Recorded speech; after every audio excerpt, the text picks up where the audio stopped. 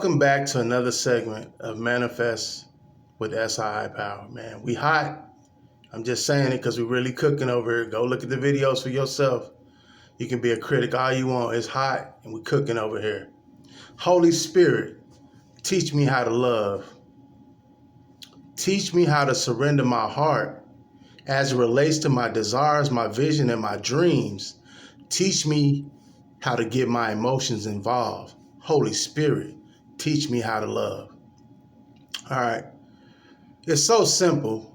You got to go back to like kindergarten, first grade, second grade with this. The first thing you got to do with clarity, just say what you want. Then you've been given this resource called thoughts. Think about what you want. So different ideas will come so that you can manifest, or you can align, you can become congruent with, you can agree with, you can become in harmony with what you just chose, what you just selected, what you just decided. King Solomon hit you with Proverbs 23:7. As a man thinketh in his heart, so is he. As he continues to think, so he remains. Right? So you have to inundate your brain with thoughts so that new ideas that harmonize with what you want will start to show up. Your body, the subconscious mind, Joe Dispenza tells you this, not many tell you this, it's just an emotional filter. Your emotional filter, because of your thoughts, moves you into actions. And based on the actions that you take, it determines your results. Holy Spirit, teach me how to love. Teach me how to surrender my heart as it relates to my desires, visions, and dreams. Teach me how to get my emotions involved. Holy Spirit, teach me how to love. All right?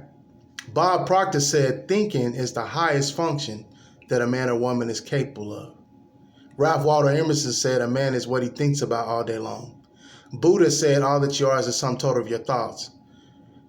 Henry Ford said, whether you think you can or you think you can't, either way, you're right.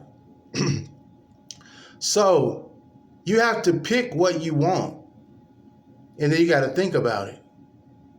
Your thinking is going to create emotion, and your emotion is going to be filtered throughout your body, and it's going to lead you into actions, and your actions are going to produce or bring to pass, manifest, appropriate, demonstrate. Manifestation happens, and the thing that you had on the inside of you comes on the outside of you. This is the way it works. So go back to kindergarten, first grade, second grade, when you was real creative. You was in your imagination, sliding on a sack, talking about you in a spaceship or a rocket, or you was in a box and talking about you was in a spaceship or a rocket, and they killed your dreams. Well, that was the real world. You need to go back to it, because that's how you're going to manifest. You got to go back into your inner child and begin to visualize, begin to have fantasies, fancy, dream again, daydream. Oh, you're daydreaming. They shake you in class. You was creating. You was manifesting. You was bringing what was invisible and making it visible. You was making what was not formed into form. You was making what was not seen, seen, right? Faith is the substance of things hoped for, the evidence of things not seen. Faith is the substance of things hoped for, the evidence of things not seen. Faith is the substance of things hoped for, the evidence of things not seen. When you choose a desire, it's unseen. When you begin to think about it and feel into it, it begins to crystallize, and then it's moved through your body filter, your subconscious, into manifestation. Brought from the unseen to the seen, brought from the invisible to the visible, brought from the formless into form. It already exists. Creation is finished. What we got to accept is a couple fundamental beliefs. Creation's already finished. Whatever you desire is already here. Somebody, multiple people are already experiencing it. Right? Everything once upon a time was only an idea in somebody's head. God, right? So you got to activate that God force in you. What method you do it in or fashion you do it in, it doesn't matter. It's whatever works for you. You can just speak it once and it happens. Or you can visualize it. You can script it. You can have imaginal acts. You could do mirror work. You could do meditation. You could do Reiki. You could do yoga.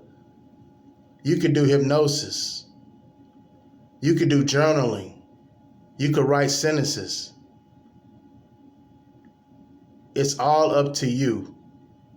It's your world. You're creating it. You make the rules. Nothing has any meaning except the meaning that you give it.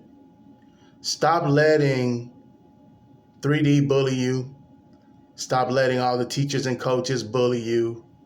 How about you get to know you? Know thyself, know thyself, know thyself, and to thy own self be true. On the Ark of Delphi.